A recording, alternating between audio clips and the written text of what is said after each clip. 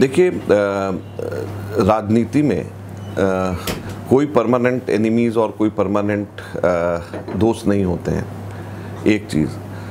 दूसरा, अगर आप देखें तो महाराष्ट्र के अंदर शिवसेना और बीजेपी दोनों के दोनों भी एक दूसरे को एक तरीके से नुकसान पहुंचाते हैं, क्योंकि दोनों के दोनों भी सेम वोट बैंक एक दूसरे से शेयर करते हैं। तो जाहिर बात है, अभी नहीं तो कभी ना कभी, और इससे पहले भी उनकी आपस में डिफरेंसेस हो रहे थे। तो देश भर के अंदर जब हम देख रहे हैं कि एक तरफ पे बीजेपी, चाहे वो असम गण संग्राम परिषद की बात हो, चाहे झारखंड के अंदर जो छोटी छोटी पार्टीज़ हैं, आजसू है उसके साथ में, शिवसेना के साथ में, सब जगह के ऊपर अलग अलग उनके अलाइंसेस कर रहे हैं और वो सीट्स अच्छे खासे छोड़ रहे हैं। इवन बिहार में भी जितनी सीट्स पिछली बार लड़े थे उससे कहीं कम लड़ रहे हैं। तो ये दो अलायंस अब जो है धीरे धीरे जो स्थिति बन करके आ रही कि एक तरफ में एनडीए अपने अलायंस को फर्म कर रहा है और दूसरी तरफ यूपीए को भी अपने अलायंस को फर्म करना चाहिए। तो ये अलायंस अगर हम फर्म नहीं करेंगे अभी, तो हम लोग जो हैं बीजेपी को और एनडीए को हम एक एडवांटेजियस पोजीशन के ऊपर हम लेकर के आएंगे। जहां तक कि कांग्रेस को वापस वोट बैंक अपना पाने की बात है, तो वो तो हमारी लड़ाई दिल्ली के अंदर हम लोगों की जारी रहेगी और कांग्रेस बेहतर पे बेहतर करती जा रही है। अब हमारे 9% वोट्स सिर्फ आए थे 2015 में, हम लोग 22% तक के हम कॉर्पोरेशन में पहुंचे हैं। तो मेरे ख्याल से ये जो एक दिल्ली के अंदर मॉडल है कि जब राष्ट्रीय परिप्रेक्ष्य के अंदर बात हो रही है, तो जब नेशनल अलायंसेज सामने वाली तरफ वर्क हो रहे हैं, तो दिल्ली के अंदर भी हमको नेशनल अलायंसेज वर्क करना चाहिए, ऐसा हम लोगों का सोचना है। और फिर सबसे बड़ी बात पॉलिटिक्स के अंदर, हम सबके सब लोग ज़्यादा से ज़्यादा सीट्स कैसे कौन सी पार्टी जीत करके आए इलेक्शंस के अंदर, हम सब लोग उस चीज़ को मद्देनज़र रखते हैं। हमारा मानना ये है कि अगर हम दिल्ली में अलग अलग इलेक्शंस लड़ेंगे और अलायंस नहीं होगा, तो दिल्ली के अंदर हम बीजेपी को जो है सातों की सातों सीटें हम प्लेटर पे रख करके देंगे। और पिछले चुनाव में भी 2014 के पार्लियामेंट इलेक्शंस में भी अगर आप टोटल देखें तो कांग्रेस और आपको जो वोट्स पड़ी हैं, हम दोनों की वोट्स जो हैं वो बीजेपी से ज़्यादा हैं, सिवाय एक सीट पे हम 6 सीट्स पे हम दोनों की वोट्स ऐड कर दे तो हम बीजेपी से आगे। कॉर्पोरेशन के अंदर भी हम लोगों को 22 मिली है और आम आदमी पार्टी को 26 मिली है, दोनों मिलाते हैं तो हम 48 होते हैं। और बीजेपी 36 सीटों के ऊपर बीजेपी 3/4 पे जीत गई है। तो 36% पे बीजेपी 3/4 जीत गई और हम दोनों के 48 होकर के भी हम लोगों की कोई नहीं है। तो पार्लियामेंट के अंदर हम लोग जो हैं इसी नाक को अपने ऊपर करने के चक्कर के अंदर हम दिल्ली में सातों के सातों सीटें हार जाएं, तो मेरे ख्याल से ये पॉलिटिकली वाइज स्टेप नहीं है। लोकसभा चुनाव में तो आप समझौता कर लेंगे, लेकिन कुछ ही महीनों बाद विधानसभा के चुनाव होने, तो क्या यह समझौता विधानसभा चुनाव के लिए भी किया? मैं इस चीज़ के, देखिए, लोकसभा के चुनाव के बाद इसका फैसला करा जाएगा कि भी हमको विधानसभा में क्या करना है। लेकिन मैं विधानसभा के चुनाव में और कॉर्पोरेशन के चुनाव में किसी भी प्रकार के समझौते के मैं पक्ष में नहीं हूँ। मेरा मानना ये है कि ये लोकसभा का, जैसे मैंने कहा, ये नेशनल अलायंसेस जो एनडीए की हो रही है, उसके मुकाबले जो है यूपीए के नेशनल अलायंस हैं, उसका एक हिस्सा हम लोग बन रहे हैं यहाँ दिल्ली में। तो चूंकि असेंबली इलेक्शंस के अंदर आगे इस प्रकार के नेशनल अलायंसेस नहीं हैं, तो हम असेंबली इलेक्शंस के अंदर अपनी वापस पोजीशन को हम लोग रीगेन करेंगे। सर, आपकी पार्टी पर जो एक सबसे बड़ा इल्जाम लगता है वो ये है कि ये डायनेस्टिक पार्टी है, जिसमें बाप बेटा बेटी इस तरह से सब लोग करते हैं, और एक क्रूशियल टाइम में जबकि आपकी पार्टी को इकट्ठा होना चाहिए।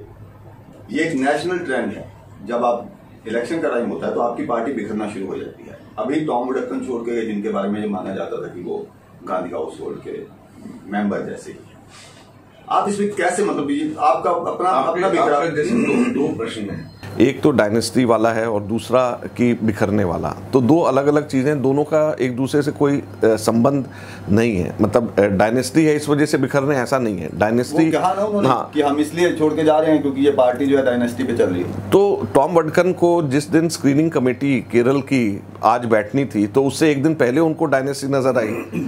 वो जो है वो उनको इंदिरा जी के बाद राजीव जी और सोनिया जी और राहुल जी के रहते हुए तक के डायनेस्टी जो है 20 साल से उनको डायनेस्टी नज़र नहीं आई।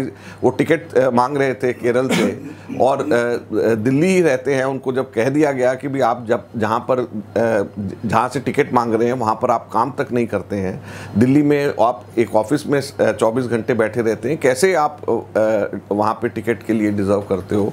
तो उनको जो है वो पार्टी की वो डायनेस्टी और सब चीज़ें याद आ गई। और दूसरी पार्टी के अंदर ऐसी पार्टी में गए वहाँ पर भी डायनेस्टी है। वहाँ पर क्या जो है गोपीनाथ मुंडे की बेटी मिनिस्टर नहीं है? क्या वहाँ पर वसुंधरा का बेटा जो है वहाँ पे एमपी नहीं है? क्या वो राजनाथ सिंह का बेटा वहाँ पर एमएलए नहीं है, एमपी नहीं है? तो जिस पार्टी में जाकर के वहाँ से डायनेस्टी की बात कर रहे हैं, उसकी पार्टी में तो खुद डायनेस्टी भरी हुई है। डायनेस्टी की कहाँ पे डायनेस्टी नहीं है? डायनेस्टी वही नहीं है जो पार्टी 1 साल पुरानी है, जो 2 साल पुरानी, 3 साल पुरानी, क्योंकि वहाँ की जो पार्टी जो 10-20 साल पुरानी पार्टी हो जाती है वहाँ पे अपने आप ऑटोमेटिकली डायनेस्टी होगी। So you justify dynasty? Dynasty में जो है डायनेस्टी का सिर्फ एक बेसिस नहीं होना चाहिए कि कोई आदमी अगर बार बार जनता उसको चुन करके भेज रही है। डायनेस्टी के साथ में आप सोचते हो कि डायनेस्टी के बड़े फायदे होते हैं। आज जो है वर्कर्स और लोग जो हैं अगर चाह रहे हैं तो उसको क्यों नहीं वो पार्टी करेगी? दुनिया में मुझे बताएं कौन सा ऐसा देश है जहां पे डेमोक्रेटिक प्रोसेस में जो है वो उस पॉलिटिकल फैमिलीज़ के लोग नहीं आते हैं? चाहे वो बुश को ले लें, चाहे कैनेडी को, अमेरिका जैसे जो है वर्ल्ड की सबसे डेवलप्ड डेमोक्रेसी को देख लें, तो वहाँ पर भी जो है आपको कई एग्जाम्पल्स ऐसे बीसियों मिल जाएंगे। ये अनुभव रहा है कि जहाँ से कांग्रेस ने लोकल दलों से समझौता किया वहाँ कांग्रेस खत्म हुई।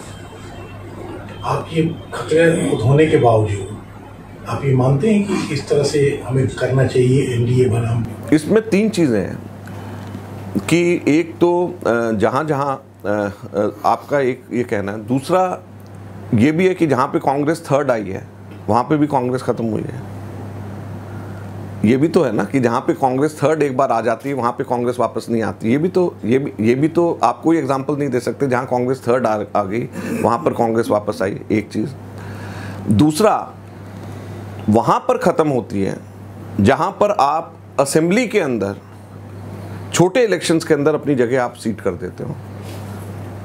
यूपी में तब ख़त्म हुई, बिहार में तब ख़त्म हुई जब आपने अपने असेंबली में आपने अपने जो है स्पेस जो है छोड़ दी।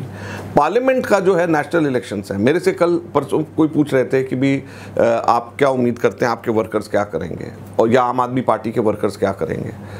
तो मैंने कहा कि भी अगर मान लीजिए हमारा अलायंस होता है तो होगा ये कि जो आम आदमी पार्टी के वर्कर्स जो कांग्रेस के कैंडिडेट के इलाके में हैं वो वहाँ से शिफ्ट करके बाजू में जो उनका कैंडिडेट लड़ा वहाँ चले जाएंगे और वहाँ से जो कांग्रेस के वर्कर्स हैं वो बाजू में शिफ्ट करके कांग्रेस के कैंडिडेट के लिए आ जाएंगे काम करने के लिए। ये होगा। लेकिन अगर मान लीजिए असेंबली के अंदर अलायंस होता है तो वो दिक्कत होती है। तीसरा जो सबसे बड़ी बात ये है कि जब आप बराबर के हिस्सेदार हो जाओगे तो उसके अंदर कोई नुकसान नहीं है। नुकसान तब है जब आप एक सीट पे लड़ोगे और 6 सीटों के ऊपर आम आदमी पार्टी लड़ेगी, वो नुकसान है। जब आप बराबर 3 सीटों पे लड़ोगे तो जब आप बराबर के हिस्सेदार हो तो उसमें कोई नुकसान नहीं है।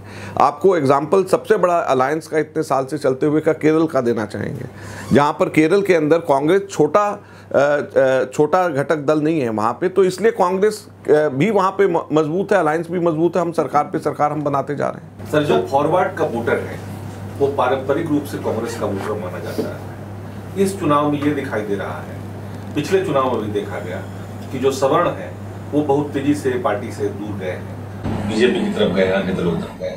तो कांग्रेस इस बार चुनाव में ऐसा क्या कर रही है जिससे सवर्ण वोटर कांग्रेस के साथ जुड़े? देखिए, हम लोग की पॉलिसी में कभी भी मैं नहीं समझता कि भी ऐसा सोच रहती है कि सवर्ण को हम कैसे अपने साथ में रखें। लेकिन हम उसको इस तरीके से देखते हैं कि जो हमारे अच्छे लीडर्स हैं उनको हम प्रमोट करते हैं। उसके अंदर सवर्ण अच्छे लीडर्स हैं जो प्रमोट होते हैं, जो अपने साथ में फिर अट्रैक्ट करते हैं और वोट्स को। लेकिन मतलब कांग्रेस की ऐसी कोई पॉलिसी इस तरीके से नहीं होती है कि भी हम सवर्ण को, और होना भी नहीं चाहिए।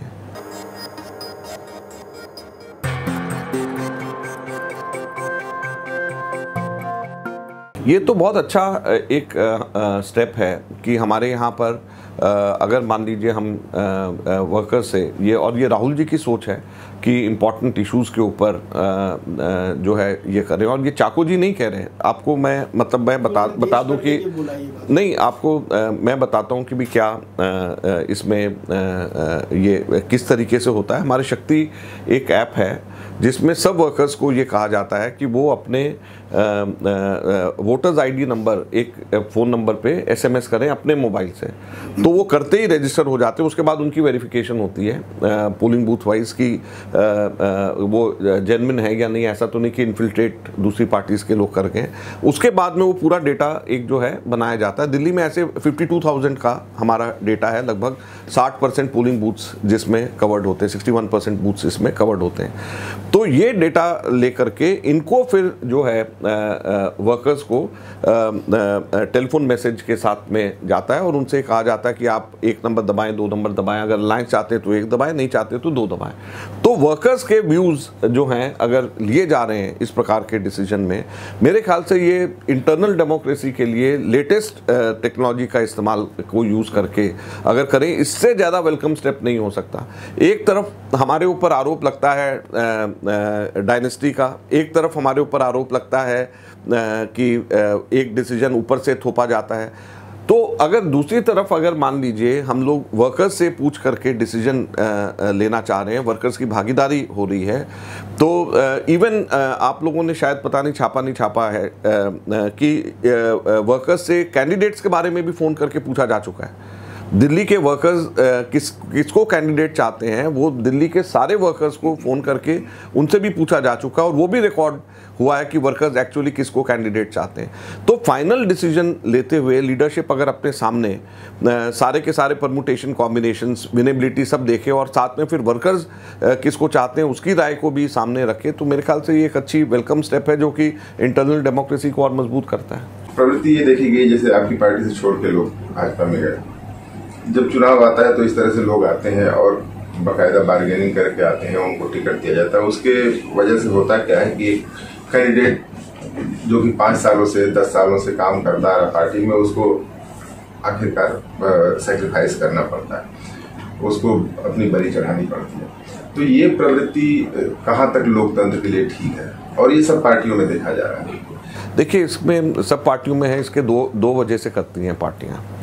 एक तो माहौल बनाने के लिए कि हमारे पार्टी में जो है दूसरे से भाग के आ रहे हैं, जैसे भागवत जी ने भी सवाल पूछा कि पार्टी टॉम वडकन का और ये सब लोग छोड़ करके जा रहे हैं। तो एक मैसेज, टॉम वडकन कोई ग्रास रूट लेवल नहीं है। अगर उसको टॉम वडकन को कहें कि भी 20 लोगों को यहाँ पे जंतर मंतर पे इकट्ठे करो, तो शायद वो 20 क्या 10 को भी नहीं इकट्ठा कर पाएगा जो लोग टॉम वडकन को जानते हैं।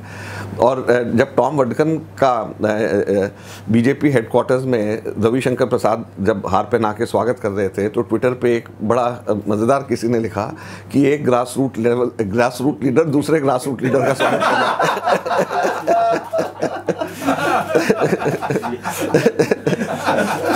तो ये टॉम, और ये सभी जानते हैं कि भी क्या, लेकिन एक जनरल माहौल बनाने के लिए वो करते हैं। दूसरा जो कारण होता है जिस वजह से लिया जाता है वो विनेबिलिटी का होता है। क्या होता है कि जैसे मान लीजिए पिछले इलेक्शंस में कोई इंडिपेंडेंट लड़ लिए, कोई दूसरी पार्टी का एक स्ट्रांग कैंडिडेट है वो लड़ लिए, और कांग्रेस या बीजेपी के पास में लोकल कोई स्ट्रांग वहाँ पे नहीं है, और वो अगर वहाँ पे स्ट्रांग आदमी कोई अगर कांग्रेस में या बीजेपी में लगता है उनके पार्टी में आ रहा है और वो वहाँ से चुनाव लड़ेंगे तो वो जीतेंगे। और कॉम्पिटिटिव पॉलिटिक्स के अंदर ये दोनों चीज़ें बड़ी इंपॉर्टेंट होती हैं, एक परसेप्शन और दूसरा विनेबिलिटी। तो ये दोनों चीज़ों की वजह से जो हैं सब पॉलिटिकल पार्टीज़ जो हैं कॉम्पिटिटिव पॉलिटिक्स में ये करती हैं, और डेमोक्रेसी में जिसके ज़्यादा इलेक्टेड रिप्रेजेंटेटिव्स होती हैं उसकी सरकार बनती है। और फिर वर्कर्स जो हैं उनको इसलिए भी नाराज़ नहीं होना चाहिए कि उसके बाद में उनके काम भी होते हैं, और फिर वर्कर्स की भी कॉलर ऊपर होता है अगर उनकी पार्टी की सरकार होती है। तो generally by and large democracy के अंदर इलेक्शन जो हैं लड़ करके जीतने के लिए सब लोग कोशिश रहते हैं, और उसमें परसेप्शन के लिए और विनेबिलिटी, ये 2 चीज़ें होती हैं जिसकी वजह से लास्ट मिनट के ऊपर लोगों को ज्वाइन कराया जाता है। आपने कई मुद्दे गिनाए जिसके सारे काम कांग्रेस जनता की जा रही है चुनाव में। वे मुद्दे 14 फरवरी से पहले हावी होते दिख रहे थे, लेकिन 14 फरवरी उसके बाद बालाकोट, अभी देश में देशभक्ति, राष्ट्रवाद, सेना, इन सब का बिल्कुल तूफान जैसा है। तो आप अपने मुद्दों के साथ इसको काउंटर करने के लिए किस योजना के साथ जा रहे हैं? एक तो सच्चाई से बड़ी कोई ताकत नहीं होती, और हमें पूरा यकीन है कि जो सच्चाई है, जो असलियत है, वो ये 3 मुद्दे हैं जिससे कि हर परिवार रोज़ाना जूझता है। तो ये जो है शुरू के 24 घंटे 48 घंटे तो ये सब की सब चीज़ें जो बीजेपी चाह रही है वो सर चढ़ कर बोलता है, लेकिन उसके बाद में जब लोग अपनी जेब देखते हैं, जब परिवार के अंदर अपना किस तरीके से पालन पोषण होना है वो देखते हैं, तो उस टाइम के ऊपर उन लोगों को जो असलियत और सच्चाई है उससे वो सामने आती है। तो इसलिए मुझे नहीं लगता कि भी इन सब चीज़ों का कोई बीजेपी की पूरी कोशिश के बावजूद ये संभव नहीं है।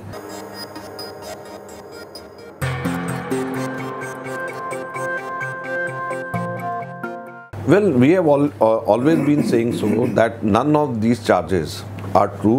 It won't be proved in court of law. BJP has already got 5 years and they couldn't do anything in these 5 years.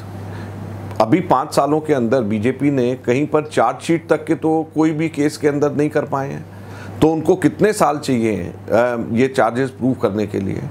ये सब के सब लोग जो हैं 2012-13 से शोर मचाते जा रहे थे, तो अभी तक के तो जो है 5 साल हो गए। कहीं पे भी बताइए कि चार्जशीट कहीं पे किसी भी कोर्ट ऑफ लॉ में चार्जशीट या कहीं पे चार्ज कहीं पे प्रूव हुआ हो, तो किसी जगह पे नहीं हुआ।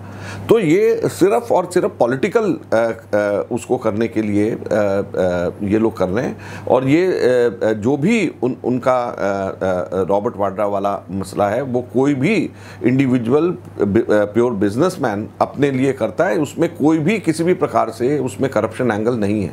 ये हम लोग बार बार लगातार बोलते रहे और बीजेपी जानबूझ करके इसको करती रही। और अगर कुछ किया होता तो अभी तक के क्यों नहीं कार्रवाई उन्होंने करी, क्यों नहीं अभी तक के कोर्ट में कहीं से भी प्रूव कर पाए? 5 साल उनको पूरा का पूरा समय मिला, पूरी सीबीआई, पूरी ईडी उनके पास में।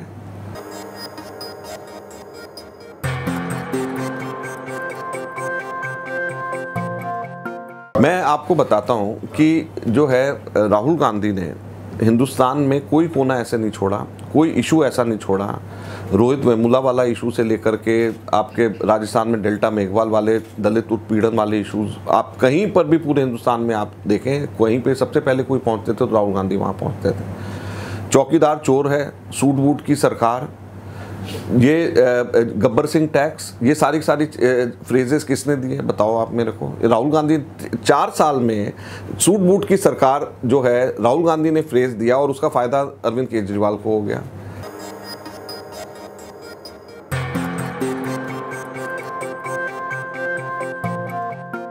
मिश्रा जी, ये पार्लियामेंट का चुनाव क्लासरूम्स का नहीं है।